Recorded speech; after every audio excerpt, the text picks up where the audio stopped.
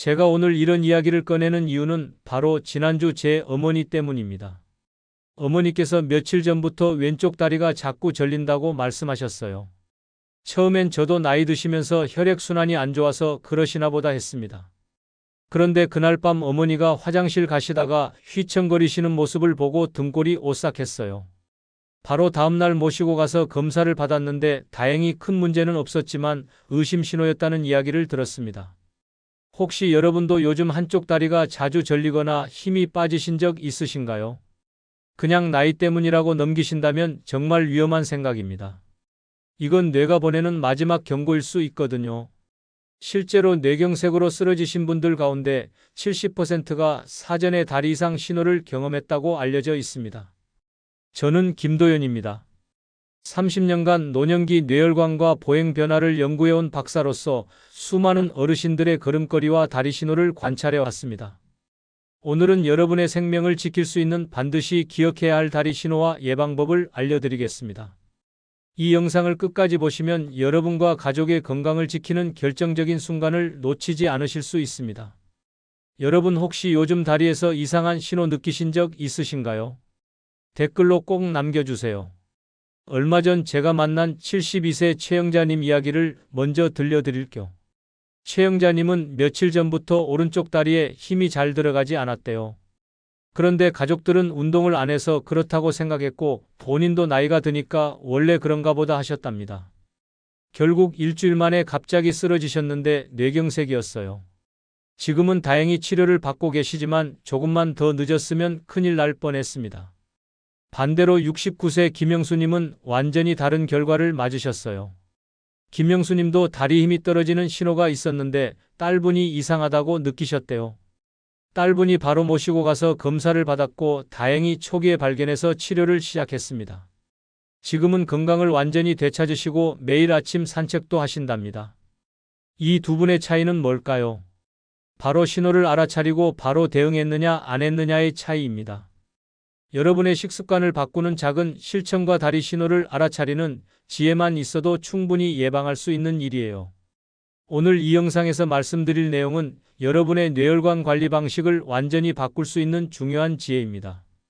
이 이야기를 끝까지 듣고 실천하셔야만 진정한 변화를 경험할 수 있어요. 끝까지 보지 않으시면 가장 중요한 자가진단법을 놓치게 됩니다. 마지막에 나올 단 하나의 습관이 모든 것을 바꿀 수 있거든요. 혹시 아직 구독과 좋아요를 누르지 않으셨다면 지금 바로 눌러주세요. 이 채널은 여러분의 건강한 노년을 응원합니다. 이런 중요한 정보를 더 많은 분들이 알 수 있도록 구독과 좋아요로 응원해 주시면 정말 감사하겠습니다. 이렇게 작은 차이가 생명을 갈라놓을 수 있다는 사실 꼭 기억하세요. 그래서 이제는 우리 다리에서 나타나는 뇌경색 전조 신호들을 하나씩 구체적으로 짚어보겠습니다. 먼저 가장 흔하게 나타나는 신호부터 말씀드릴게요. 바로 한쪽 다리만 계속 저리는 증상입니다. 양쪽이 다 저린다면 혈액순환이나 근육 문제일 가능성이 높은데 한쪽만 지속적으로 저린다면 이건 뇌에서 보내는 신호를 의심해야 합니다. 한국뇌혈관학회에서 발표한 연구 보고서를 보면 뇌경색 초기 단계에 있던 분들의 45%가 한쪽 다리 저림을 먼저 경험했다고 합니다. 제가 만난 70세 박성호님 경우를 말씀드릴게요. 박성호님은 오른쪽 다리만 계속 저렸는데 그냥 파스만 붙이고 계셨어요. 근육이 뭉쳤나 보다 하셨대요. 그런데 2주가 지나도 나아지지 않고 오히려 심해지더니 결국 쓰러지셨습니다. 며칠 이상 같은 쪽만 반복적으로 저린다면 바로 검사를 받으셔야 합니다. 여기서 주의하실 점은 다리 꼬고 주무셨을 때 생기는 일시적인 저림과는 구별하셔야 한다는 거예요. 일시적 저림은 몇 분 안에 사라지지만 뇌 신호는 며칠씩 반복됩니다. 혹시 가족 중에 한쪽만 자주 저린다고 말씀하신 분 계신가요? 두 번째로 주목하셔야 할 신호는 다리를 끌며 걷는 모습입니다. 발목을 들어 올리는 힘이 약해지면서 발끝이 바닥에 끌리게 되는데 이것도 중요한 경고 신호예요. 서울대 노인보행연구팀에서 발표한 자료를 보면 뇌연류에 이상이 있는 분들은 정상인보다 발끝 끌림 발생률이 3배나 높았다고 합니다. 74세 이정자님 경우가 정말 인상 깊었어요. 이정자님 딸분이 아버지가 요즘 다리를 끈다며 모시고 오셨는데 검사 결과 초기 단계를 발견할 수 있었습니다. 딸분이 평소에 아버지 걸음걸이를 유심히 관찰하셨던 게 생명을 살린 거죠. 그래서 가족분들이 어르신의 걸음걸이를 자주 관찰하는 게 정말 중요합니다. 여기서 주의하실 점은 무릎 관절 통증 때문에 절뚝거리는 것과 혼동하지 마셔야 한다는 거예요. 관절 통증은 아프다고 호소하시지만 뇌 신호로 인한 끌림은 통증 없이 힘이 안 들어가는 느낌으로 나타나거든요. 가족 걸음걸이를 최근에 유심히 보신 적 있으신가요? 세 번째는 걸음이 불안정하고 자주 휘청이는 증상입니다. 평소에 잘 걷던 분이 갑자기 균형을 못 잡고 휘청거린다면 이건 뇌에서 보내는 신호일 가능성이 큽니다. 국내 한 연구팀에서 조사한 결과를 보면 뇌경색 전조 단계에 있던 분들의 37%가 갑작스러운 균형 저하를 호소했다고 해요. 68세 김순자님은 평소에 아주 잘 걸으시던 분이었는데 어느 날부터 갑자기 중심을 못 잡으시더래요. 처음엔 어지럼증인가 싶어서 며칠 기다려 보셨는데 계속되어서 검사를 받으셨고 다행히 조기에 진단을 받으셨습니다. 제가 추천드리는 방법은 일직선 걷기 10걸음 테스트를 매일 해보시는 거예요. 바닥에 테이프를 일직선으로 붙여놓고 그 위를 걸어보시면 균형 상태를 확인할 수 있거든요. 여기서 나이 들면 원래 그렇다는 생각은 정말 위험합니다. 갑작스러운 변화는 반드시 원인이 있어요. 혹시 최근에 이유 없이 휘청거린 경험 있으신가요? 네 번째 신호는 자꾸 걸려서 넘어지는 증상입니다. 문턱이나 계단에서 자주 걸린다면 이건 뇌에서 발의 위치를 감각하는 신호가 약해진 것일 수 있어요. 대한신경과학회 자료에 따르면 전조 단계에 있던 분들의 30%가 반복적인 넘어짐을 경험했다고 합니다. 71세 윤철수님은 집안 문턱에서 몇 번이나 넘어지셨는데 그냥 주의력이 떨어져서 그런가 보다 하셨대요. 그런데 반복되는 실족 끝에 결국 크게 넘어지셔서 응급실로 이송되었고 그때 뇌 문제를 발견하셨습니다. 걸려서 넘어지는 일이 반복된다면 반드시 원인을 찾아야 합니다. 여기서 중요한 건 단순한 주의 부족이 아니라 특정 쪽 발만 자주 걸린다면 더욱 의심해 봐야 한다는 거예요. 왼쪽 발만 자꾸 걸리거나 오른쪽 발만 자꾸 걸린다면 그쪽 다리로 가는 뇌 신호에 문제가 있을 수 있거든요. 집안에서 자주 걸려서 넘어지시는 분 계신가요? 다섯 번째는 한쪽 다리에만 힘이 안 들어가는 증상입니다. 의자에서 일어나실 때나 계단을 오르실 때 특정 다리에만 힘이 빠진다면 이것도 뇌에서 보내는 중요한 신호예요. 일본 노인보행연구소에서 발표한 연구를 보면 뇌경색 초기 단계에 있던 분들의 41%가 이 증상을 호소했다고 합니다. 67세 이영자님은 의자에서 일어나실 때 오른쪽 다리에 힘이 안 들어가서 계속 왼쪽으로만 힘을 주게 되더래요. 처음엔 오른쪽 다리 근육이 약해진 줄 알았는데 검사를 받아보니 작은 뇌경색이 발견되었습니다. 제가 추천드리는 방법은 매일 의자 일어나기 테스트를 해보시는 거예요. 의자에 앉았다가 일어나실 때 양쪽 다리에 균등하게 힘이 들어가는지 확인해 보시면 좋습니다. 여기서 주의하실 점은 근력 약화는 보통 양쪽에 다 나타나지만 뇌 신호는 한쪽만 두드러지게 나타난다는 거예요. 아침에 일어나실 때 다리 힘이 양쪽에 균형 있게 들어가시나요? 여섯 번째 신호는 다리 떨림이나 본인 의지와 무관한 움직임입니다. 가만히 앉아 계시거나 서 계실 때 다리가 떨린다면 이것도 뇌에서 보내는 신호일 수 있어요. 해외 신경학회에서 발표한 보고서를 보면 뇌혈관에 이상이 있던 분들의 15%가 초기에 다리 떨림을 보였다고 합니다. 73세 최은우님은 한쪽 다리가 자꾸 떨리는데 그냥 피곤해서 그런가 보다 하시고 넘기셨대요. 그런데 떨림이 점점 심해지고 나중엔 걸을 때도 불편해지셔서 검사를 받으셨는데 이미 상태가 많이 진행된 후였습니다. 떨림이 며칠 이상 이어진다면 반드시 기록해 두시고 관찰하셔야 해요. 여기서 주의하실 점은 커피를 많이 드셨거나 단순히 피로해서 생기는 떨림과는 구별하셔야 한다는 거예요. 카페인이나 피로 때문인 떨림은 쉬면 금방 나아지지만 뇌 신호로 인한 떨림은 계속 반복됩니다. 혹시 다리 떨림이 멈추지 않았던 경험 있으신가요? 일곱 번째 마지막 신호는 감각 이상입니다. 뜨겁거나 차가운 것의 구별이 어렵거나 발바닥 감각이 둔하다면 이건 정말 위험한 신호예요. 뇌졸중협회에서 발표한 자료를 보면 전조 단계에 있던 분들의 28%가 감각 이상을 먼저 경험했다고 합니다. 70세 장미자님은 발바닥 감각이 이상했는데 그냥 혈액순환이 안 돼서 그런가 보다 하고 넘기셨대요. 발을 주물러 보기도 하고 따뜻한 물에 담가 보기도 했지만 나아지지 않았고 결국 쓰러지셨습니다. 제가 추천드리는 방법은 맨발로 서서 양쪽 발바닥 감각을 비교해 보시는 거예요. 왼쪽과 오른쪽의 감각이 확연히 다르다면 검사를 받아보셔야 합니다. 여기서 중요한 건 진통제나 파스로는 절대 해결되지 않는다는 거예요. 감각 이상은 신경 신호의 문제이기 때문에 외부에서 약을 바르는 걸로는 소용이 없거든요. 발바닥 감각이 둔하게 느껴진 적 있으신가요? 이렇게 7가지 신호를 알고 계시면 조기 발견에 정말 큰 도움이 됩니다. 그런데 이 신호들을 어떻게 구별하고 확인할 수 있을까요? 이제 집에서 간단하게 할 수 있는 자가진단법과 생활관리 방법을 구체적으로 알려드리겠습니다. 가장 먼저 말씀드릴 방법은 아침 3분 자가체크입니다. 매일 아침 일어나서 딱 3분만 투자하시면 되는데 4가지만 확인하시면 돼요. 먼저 의자에 앉았다가 일어나 보세요. 양쪽 다리에 힘이 균등하게 들어가는지 느껴보시는 겁니다. 그 다음엔 눈을 감고 30초 동안 서 있어 보세요.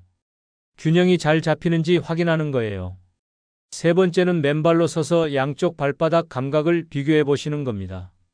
마지막으로 바닥에 일직선을 그어놓고 그 위를 10걸음 걸어보세요.